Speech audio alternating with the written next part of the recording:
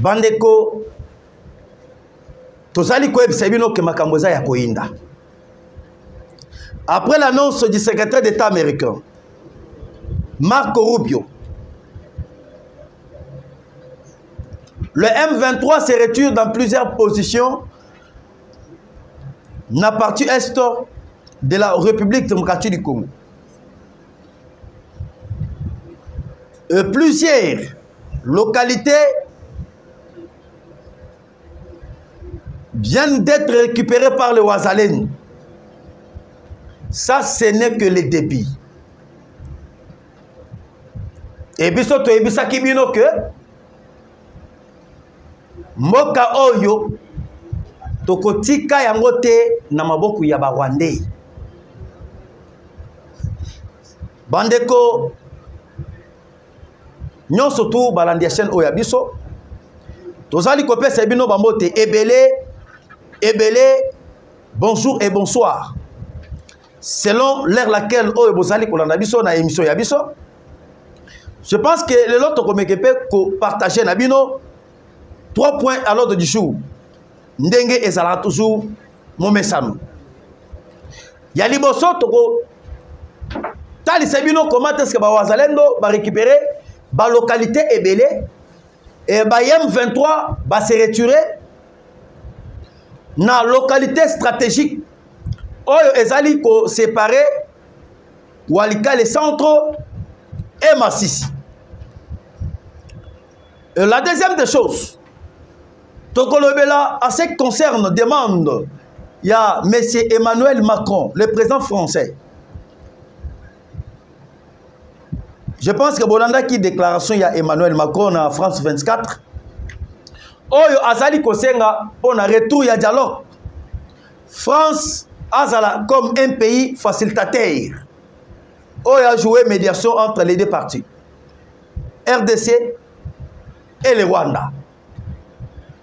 Et à part ça, il y a aussi une forte délégation. Le gouvernement français a tindaki na administration, il y a M. Donald Trump. Suite, ezali ndengenin. Toko solola nabino namukolo yalelo.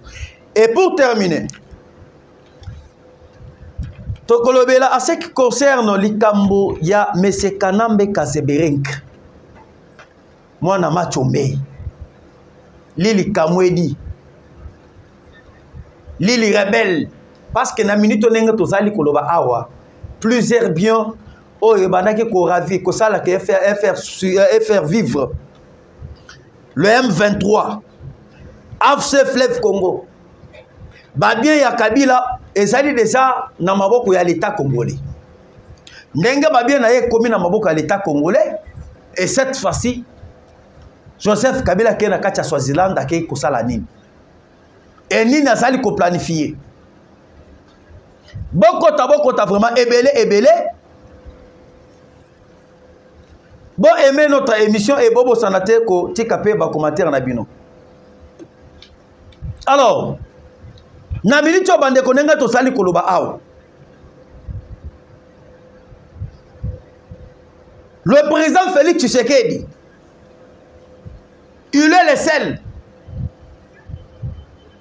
à mettre à genoux plusieurs présidents européens et plusieurs présidents africains. Un contre tous.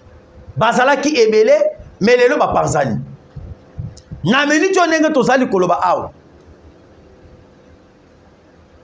Avant que l'administration américaine Basolo na likambo oyo etali bitumba ya Congo. Bouti komona ba M23 bango moko babandi ko se retirer. Ndenge ba se retirer ki na Walikale. Et le lot omoni ba se retirer na Kibati.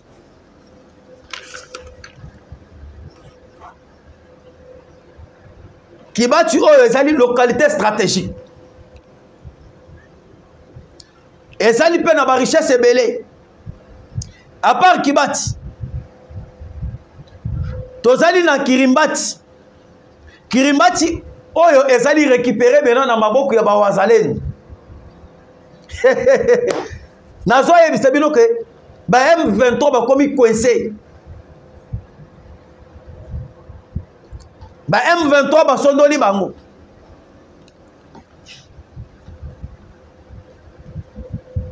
Ndeto oyebisa bino na deux raisons.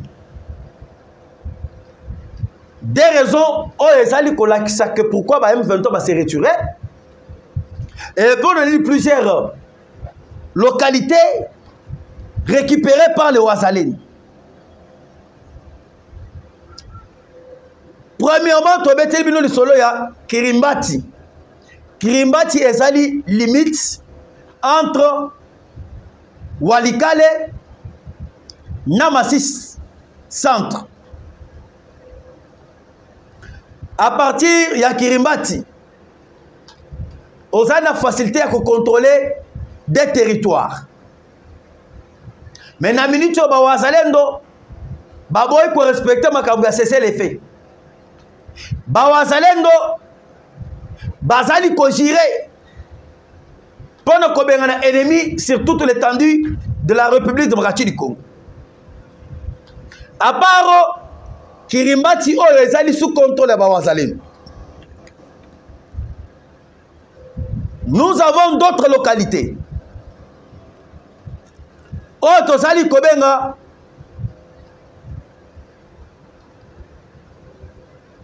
localité de Kasopo. Na Kasopo, c'est là où M23 Bakoufi Pébélé. Et plusieurs armes ont été récupérées par les Ouazalènes.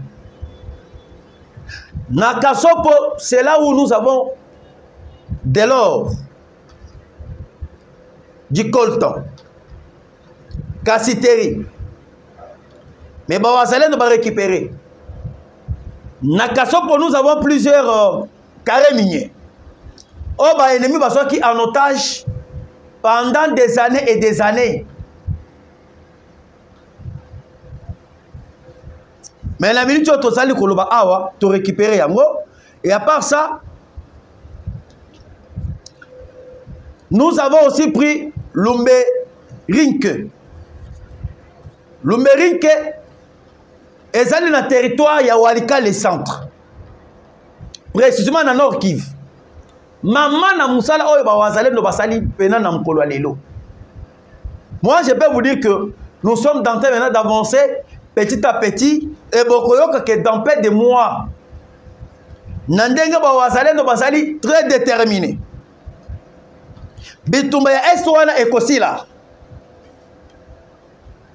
Toyebisi bino ke Lumbe Rike ezali na province ya Nord Kivu précisément na territoire ya Walikale. Cette localité où les M23 avaient installé leur position, il y a des environs 2 semaines. Bisika ba M23 babane ko s'organiser. Pendant qu'on attaquer Walikale centre. Mais ba Wazalendo babenga di bango to récupérer yango minduki oyo bango basala ki na yango to récupérer pe yango. La patrie ou la mort. Banyama wana bakimi. Biso to ebisaki bango. L'est de la RDC sera pacifié. Il n'y aura pas ni dialogue, ni négociation, ni mixage, ni brassage. C'est ça l'avantage à cause de la mboka des pères et des mères. Moussousou azalaki awa azali komi benga azali président ya Congo. Président ya Congo toyebi ni tata na ye ni mama na ye te. Président ya Congo a dirigé ba Congolais pendant 18 ans. Ata kokufela leki moko na matanga to moni keno président ya Congo akufeli leki na ye ake kotala leki na ye etikala ko salema te. Ba président oyo ba uta na mixage et brassage. Ba président oyo bazalaki nommé par M. Paul Kakame. Et na minute oyo boye babandi ko balani. L'isolo ya est tokotikala kobeta yango lisusu te. L'isolo ya est tokobosa na yango dans peu de mois. Tokobanda kosolo na bino awa na makambo oyo etali infrastructure sociale du peuple congolais, le travail du peuple. Pourquoi? Parce que la lire ouvre les choses en plein Rezali Makas sur le plan diplomatique. Na minute on est au sali quoi bisebilo bozala na ba télévision à partir de 19h. Il y aura une bonne décision qui va tomber aux États-Unis d'Amérique. Nga na sali ko comprendre te batrouille. J'ai vu Katumbi basanganaki ndenge bango basali kolemba te. Et bazali kosala lobbying pour que makambo ezali kosala malelo ezala reporter. Ba sorcier à Congo, bandoki à Congo. Il n'y a pas si longtemps. Oh, Bomonaki Moïse Katumbi est allé corrompre l'administration américaine pour ne empêcher du duel entre les États-Unis et la RDC. Moi, je ne vais pas parler de Katumbi. Et je parle de Katumbi, c'est parce que lorsque nous voyons Katumbi, nous voyons Kabila, nous voyons directement les Rwanda. Bangonde Bazali ba acolyte. Ya Kakame, Bangonde Bazali ba acolyte que le M. Paul Kagame a toujours utilisé pour avoir une mainmise sur notre politique, pour nous avoir une mainmise sur notre armée. Dieu est juste. Yango tozali ko ebisabino. Basali partout moyen comment est-ce qu'empêcher Tshisekedi à côté de l'administration américaine Tshisekedi a percé les États-Unis a écarté accord au Italie va minérer. Mais ça n'a pas tenu. Mais aujourd'hui, je vous informe que mes chers amis, il y aura une bonne nouvelle. Parce que vous avez vu la présence de Mme Thérèse Kayikwamba, présence du ministre des Affaires étrangères, Olivier Ndoungirir. Malgré l'hypocrisie, il y a M. Paul Kagame. Oh, il y a Luka qui partout moyen, comment toujours échapper. Tozala qui n'a pas na kati Angola, va échapper. Tozala qui n'a pas na kati Kenya, Kagame a échappé. Mais cette fois-ci, Bakangé pena na maboko mibali. J'étais la première personne à Koyeb Sabino, mes chers amis. Makamondenge sali ko se dérouler. Le pire arrive. C'était les États-Unis qui étaient derrière Doha. Toutes les décisions que les Qatar prenaient, c'était à travers la bénédiction des États-Unis d'Amérique. Et les lois Nazali Koueb, c'est bon, depuis Boyoka qui annonce à Doha, pour la Makamotali pour parler, Bertin Bissimo Kao debout, Nanga Kao debout. Ceux qui vont continuer à les réseaux sociaux, personne n'en parle. Et en plus, Nazali Koueb, c'est que le président Tshisekedi vient de se déplacer, il s'est rendu en Rome pour nous assister à l'obsèque, il y a pape. Et après, obsèque, il y a pape, sauf imprévu. Le président Tshisekedi va se rendre maintenant lui-même en personne aux États-Unis d'Amérique. On a vu ça, que des grands magamozali Koya, en 2028, les États-Unis vont dire au président Tshisekedi, il n'y a pas l'opposant, continuez avec votre mandat. Mandat est Fachi pour continuer à payer un mandat na Enyos. Peuple n'a pas de confiance à Fachi. Fachi va aller au-delà. Et na minute batuwa na baza batumoko ya kubanu kwa prendre. Et Sengeli à chaque fois, il y a tout moment. Après cette situation, il y a pour parler à États-Unis. Batunion surtout eux basali traitise na kati ya armée. Batu oyo surtout eux basali traitise na kati ya Assemblée nationale na kati ya Sénat. Il faut maintenant qu'on va prendre bango pour que infiltration, traitise et qu'on conseille na kati ya armée. Et moi aussi j'ai préféré aussi demander au président Félix. Après cette étape, il y a accord entre les États-Unis et la RDC.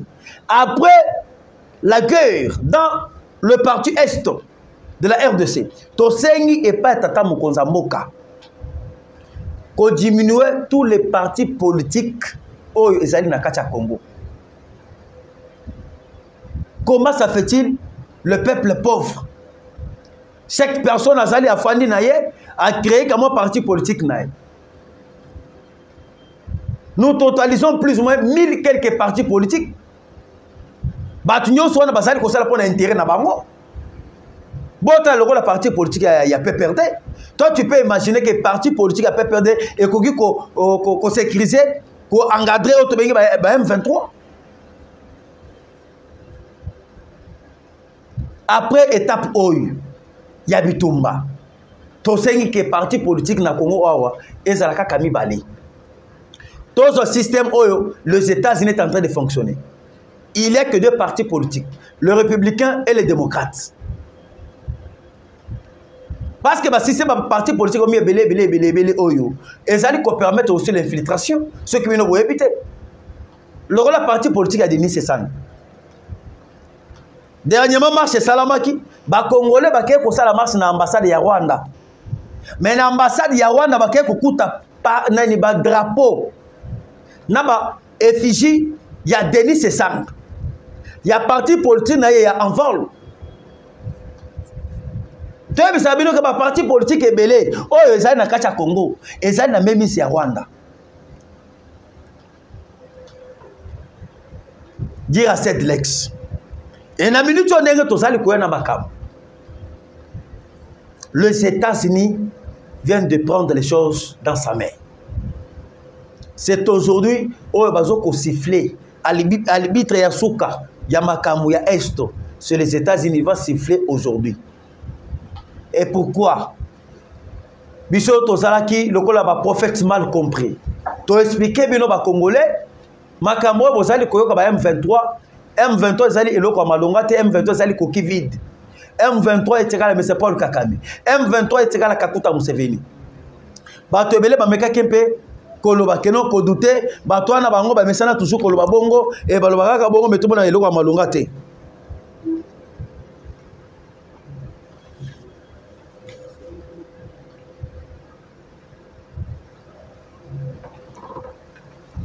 Le tango token aux États-Unis. Est-ce que bino bomoni présence ya Bertin Bissimo? Est-ce que bino bomoni présence ya monsieur Kokonenang koki vide? Lorsque le président Tshisekedi abane koyebisa bango, je ne vais plus négocier avec la M23 et je vais plutôt rencontrer monsieur Paul Kagame et lui parler en face. C'est bien lui le maître du M23. Batu ebele babane ko comprendre te. L'île mandé fiapembe abane ko comprendre makamo e fatia abane ko lobate. Va même les opposants. Mais le lot tant on toque sur l'état devant la table na États-Unis d'Amérique.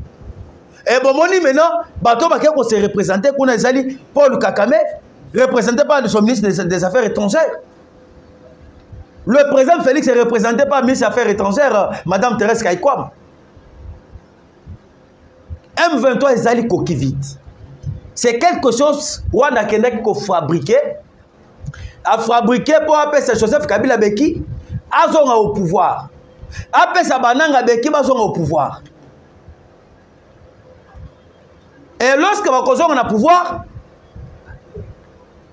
on va dominer sur le Congo. Et brassage. Mais avec cette politique, il y a Paul Kagame. Le président Félix Tshisekedi a démartelé. Il y a un autre qui a assuré aujourd'hui.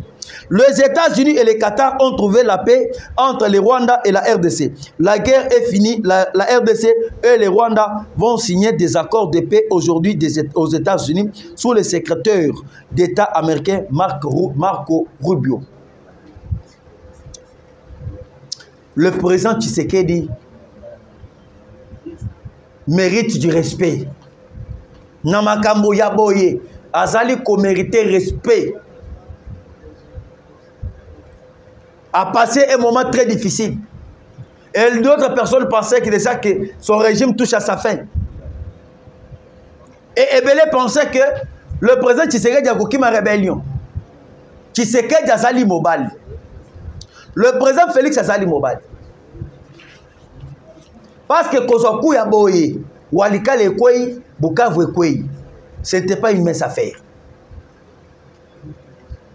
Bukavu Ekwei, batu ebele bazu ba panique. Ebele bakamati basi na bango, bana na bango, babali kotindika bango na bapoto. Ba DG, ba député, ba sénateur. Nani akimati akimisi bana na ye na libanda poto. Nyonso wana kwa yeke non, Tshisekedi azali kokweya. Le président Tshisekedi c'est un homme. Ce que ça va tout ba kimi ba démissionner, ba ke non ça va to négocier kaka. Mais lui a beau négocier, mais il a tingami kaka na proposition na ye. Pas question il y a négociation avec les M23. Quelle bravoure. Il mérite du respect. Et aujourd'hui, vous voyez déjà que si les Rwandais n'arrivent pas à co-signer, il y aura des conséquences contre le gouvernement rwandais. Et c'est fini. Tshisekedi n'engazali wana. Ba Congolais ba fandi awa pendant 30 ans, basali ko bomba bango, personne n'en parlait. Bon mona ki ba musu ba beti 18 ans lokola ba Kabila wana. 18 ans ba tikala jamais ko solution te makambo est. Solution pour na bango ezala ki a ko négocier. Solution pour na bango faut ko mixer les M23 au sein de notre armée. Et si quand on s'allie qu'on continue, mes chers amis.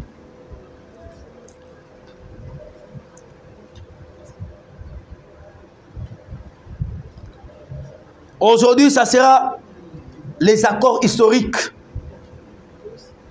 Oh, Totikala, jamais qu'on pensait qu'il y a salim. Maintenant, sur le point, il y a la localité où tu commandes M23, où tu s'est retiré. Je vais évoquer des raisons. Première raison, M23 va se retirer, c'est parce que, un, manquement il y a ministère de guerre. Deux, effectifs militaires. Et comme il mouquet.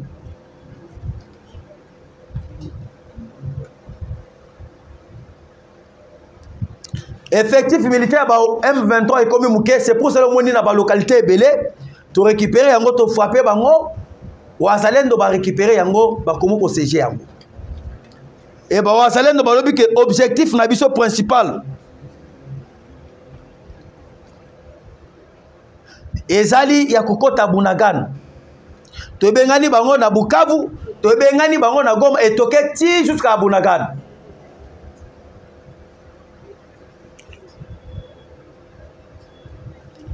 Alors, Bande Kobalani, je pense que toi, tu as un deuxième point. Bouti Koyoka, comment est-ce que les États-Unis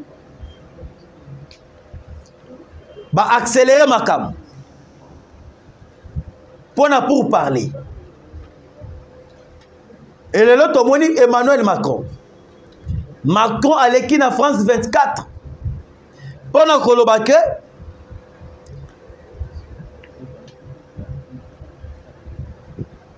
il faut azongela makambo ya médiation pour la cause de solution entre les deux parties RDC et le Rwanda. Ça fait longtemps dans ce pays. Combien de fois France a dit que les négociations, France a tiré la cause de solution. Combien de fois France a dit aucune fois France a tiré la accuser l'agression rwandaise. Le président Tshisekedi lui-même en personne, il s'est rendu aux États-Unis et il s'est rendu en France plusieurs fois. Il n'y avait pas aucune solution où Emmanuel Macron a joué pour préserver la paix dans la partie est de la RDC.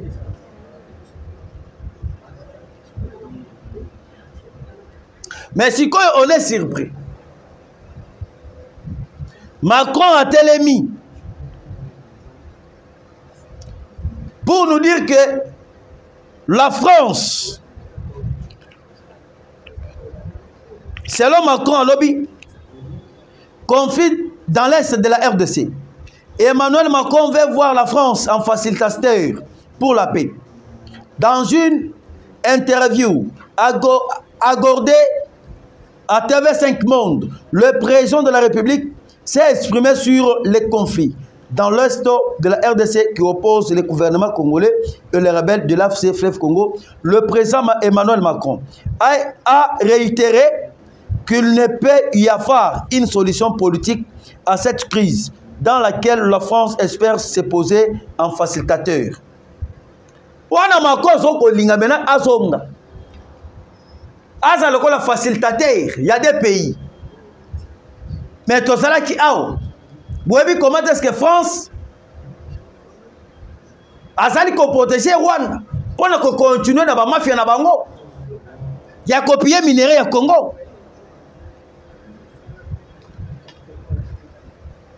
Mboka oyo esengelaki que moi na mboka de tata et de mama aya a sauver ba Congolais.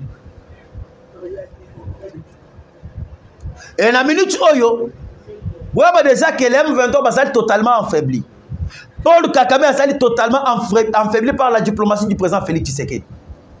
Makabo bosali ko lelo France azali koloba. France a commis dans la souka. Par rapport à mafia na ye na Afrique, France a commis la souka. Muntu oyo azalaki parrain ya Kagame, c'était la France. Ceux qui botali bien makambo insécurité ya Mozambique, ezali créé par Kagame parce qu'il était soutenu par la France. Makambo boyoki na Soudan du Nord. C'était la France qui était pièce maîtresse. Parce que tout ce qui s'est passé ici en Afrique, c'était la France qui soutenait Emmanuel, c'était la France qui soutenait M. Paul Kagame. Que ce soit la crise, il y a sous-région et Grand Lac, c'était la France. Makambo Oyoka dernièrement coup d'état à Christian Malam. Et Zalaki France a soutenu qui Otobengi Rwanda pour ne renverser le régime, pour imposer un régime militaire. Et le lot makambo est compliqué bango. Alors, Bande Kobalandi, je pense qu'on doit avoir la confiance dans le président de la République. Avec tous les animateurs de toutes les institutions de notre pays. Makambo Bosali Koyoka Lelo Kabila Abani Komata Kokite. C'est parce qu'à ses ceintures déjà, à ça déjà n'a filé, il y a justice congolaise. Et tu as vu ça qui me dit que Kabila Kotika la Kosoka les sous awate. À quoi ça va Congolais non? À quel cosa l'université? Nakati Afrique du Sud. Mais université où Kabila quel cosa Nakati Afrique du Sud. Et ça là qui université à quoi cosa la rébellion. Où cosa la relève na partie est du Congo. Et les hommes Kamouye et Yindelié. Aouti Koloba non, Aouti Kosi sa université, il va rentrer au pays. Mais pourquoi jusqu'à présent ça les Koso Nakati Mbokate? Les oiseaux de même plumage.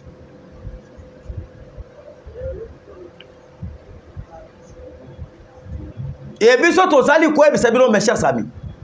Tozali na moment ya distraction te. Tozali na moment tozala lisu likolo ya lisu. Soki tozali lisu likolo ya lisu tozali moment ya lisu likolo ya lisu ndenge na uchi ko yebisa bino. Soki tolali bakolala biso. Babana ki kobeta maboko. Tango ba uchi ko communiquer ya gouvernement congolais na RTNC. Babeti maboko ba CPL balobi que non tolongi. Mais le makambo est compliqué bango. Tshisekedi c'est un fin stratège qui pensait qu'aujourd'hui les États-Unis peuvent accepter. Kagame a fait atinda batunaye, RDC atinda batunaye. Fini la régrégation. Kabila ken à Swaziland parce qu'il comprend déjà que tout c'est bien. Il y a Congo et Zali récupéré. Moyen maintenant c'est ravitailler Zate. Na Swaziland c'est là où Kabila Kei a attaqué la société pendant 18 ans. Nous avons Namibie, Swaziland, Kenya, l'Afrique du Sud, Cuba, Joseph Kabila a plusieurs sociétés. Oh, Yaye Moko. Si je peux compter dans Swaziland, Kabila peut avoir 15 à 17 sociétés. Oh, Yaye Moko. Na Namibie, Joseph Kabila a plus ou moins 12 à 13 sociétés. Sans toutefois compter ma société Afrique du Sud. Maintenant, depuis que la justice congolaise balance qui opération, il y a tout c'est bien.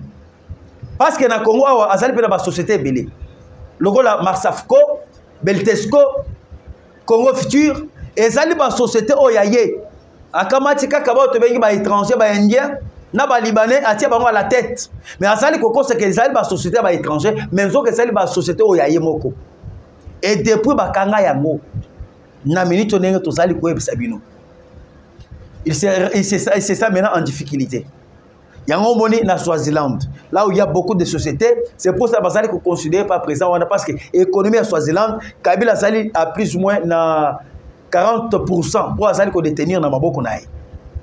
Tant que Moni un seul individu, à ça na ba société belé boy. Obi que na 18 ans a yibi combien? Ce qui te kamati ba société oyo Kabila Sali na yona Swaziland, ba société oyo azali na yona kacha Namibie, ba société oyo azali na yona kacha Kenya, voire même na kacha otobengi Zambie na Zimbabwe, voire même l'Afrique du Sud. Ati yango na kacha Congo awo. Webi ke ba Congolais balinga ba bénéficier ba emploi combien? Tango mutu ya bongo a dirigé ba Congolais pendant 18 ans. Akamati ba société na ye, ake kotia yango libanda ya mboka. C'est-à-dire il n'est pas de nous. Il n'aime pas les Congolais. Azali Mopaya. Bota la mwana mboka président Tshisekedi. Aouti ko sela ba Congolais ba société à Mounen, Zinc. Société à Zinc on a côté à Grand Katang. Makam to tikala komona te. Le loba télévision société à ba câble électrique. Bazali ko sala yango aw. Gouverner, c'est d'abord avoir la volonté. S'il n'y a pas la volonté, tu ne peux jamais gouverner. Diriger les pays, il faut d'abord avoir l'amour de ces pays-là. Et ce que vous avez dans Bolingambo Kawanate, c'est difficile au Lingayambo. Alors, je pense qu'il y a Kolobazali Mingi Ebele. Nana Bino Tokutana Nambalasima, la prochaine émission, plus 243, 89, 335, 82, 51. Plus 243, 89, 335, 82, 51. Tokutana Nabino Mbalasima. Bye.